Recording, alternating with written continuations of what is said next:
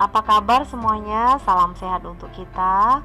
Kesempatan ini kita akan melanjutkan materi informatika di kelas 9 bab 2 tentang fungsi sistem komputer, di mana bagian A kita sudah mempelajari identifikasi sistem komputer, di mana kita mengenal perangkat masukan, perangkat proses, dan perangkat keluaran. Lalu kesempatan ini kita akan melihat secara khusus mempelajari bagian B tentang unit pengolahan logika dan aritmatika. Di sini ada gambar, ya ini adalah gambar prosesor ya.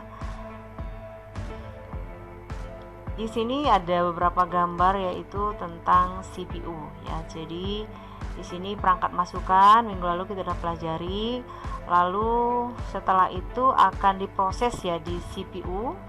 Ada control unit, ada arithmetic logic unit yang kita kenal dengan ALU ya. Lalu ada memory unit, lalu dikeluarkan atau output device. Kita akan lihat secara teori. Ini adalah gambar motherboard ya. Jadi central processing itu sendiri atau CPU merupakan bagian utama dari komputer karena prosesor yang berfungsi untuk mengatur semua aktivitas yang ada di komputer. CPU merupakan perangkat keras komputer yang berfungsi untuk menjalankan data dan perintah dari perangkat lunak. Mungkin kalau kita lihat dari sini, ini adalah gambaran mouse ya, ini di belakang ya, jadi ada USB ya. Lalu di sini mungkin ini kan slot ya untuk VGA card gitu ya. Jadi ini di dalam CPU sendiri. Lalu yang kita kenal di sini adalah prosesornya. Oke, lalu di sini sebenarnya tempat pemasangan memori ya, memori slot ya. Oke, baik. Berikutnya kita lihat komponen CPU tadi sudah ya, unit control berfungsi untuk mengatur jalannya program. Adapun CPU bertugas untuk mengontrol komputer agar terjadi sinkronisasi kerja antar komponen dan menjalankan fungsi operasinya. Fungsi unit kontrol mengendalikan dan mengatur input dan output, mengambil instruksi dari memori utama, mengambil data dari memori utama untuk diproses, menyimpan, dan jika ada perhitungan dan perbandingan logika, maka instruksi akan dikirimkan ke ALU serta untuk mengawasi kerja dari arithmetic logic unit ini gitu ya. Kita lihat fungsinya di sini atau bertugas untuk melakukan operasi perhitungan aritmatika, perbandingan logika ya. Lalu kita juga lihat di sini ada pengertian register, merupakan alat penyimpanan yang kecil tapi mempunyai kecepatan yang cukup tinggi ya. Jadi memori ini bersifat sementara. Register ini bisa dikatakan sebagai otak pengolah data atau instruksi secara manual, sehingga dapat diibaratkan juga sebagai CPU yang berisi tentang ingatan, mengatur semua kendali seluruh kegiatan untuk melakukan perhitungan dan perbandingan logika.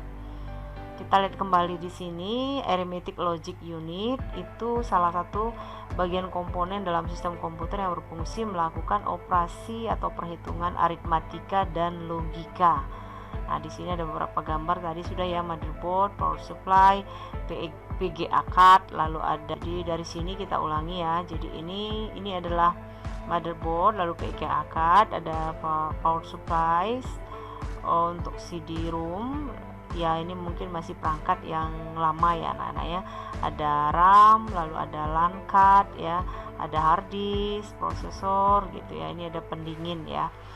Oke, baik. Berikutnya kita lihat pengertian dan cara kerja arithmetic logical unit tadi ya. Jadi di sini kita lihat ALU atau arithmetic logic unit ini berfungsi untuk melakukan satu proses data yang berbentuk angka dan logika ya. Jadi tugas utama adalah melakukan perhitungan aritmatika yang terjadi. Jadi tugas utama dari ALU adalah melakukan perhitungan aritmatika yang terjadi sesuai dengan instruksi program. Ya, baik. Kita lihat di sini.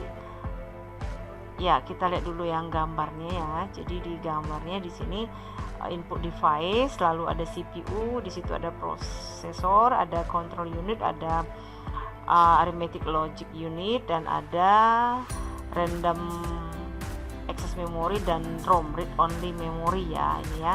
Lalu ada output device ya. Baik, berikutnya adalah kita lihat ada 3 bagian ya. Kalau kita baca dari sini maka ada header ya, digunakan untuk proses operasi aritmatika. Jadi di sini ada 3. Half header ini juga ada di LKS anak-anak sih ya, ada keterangannya ya. Jadi merupakan dasar penjumlahan bilangan biner ya, yang terdiri 1 bit. Nah, jadi penjumlahan tidak lengkap gitu ya. Ini ada contoh di LKS, bisa juga dibaca ya. Lalu ada full header, yaitu sebuah full header menjumlahkan 2 bilangan yang telah dikonversikan menjadi bilangan-bilangan biner ya.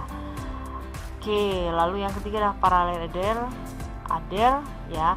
Rangkaian parallel adder itu adalah rangkaian berjumlah dari 2 bilangan yang telah dikonversikan ke dalam bentuk biner ya.